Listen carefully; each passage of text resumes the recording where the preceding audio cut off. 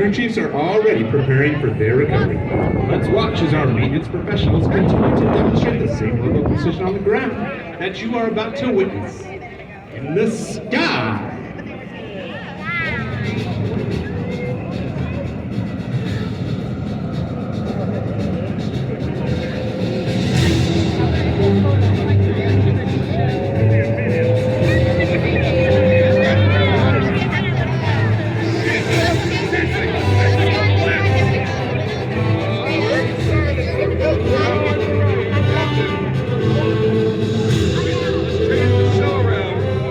The Thunderbird team is comprised of proud professionals who are motivated by a passion for service and community tasks. It all started in 1953 at F-84 Thunderbird. In just 6 days, the first Thunderbird team crafted a demonstration that would shape the future of military jet demonstration teams for years to come.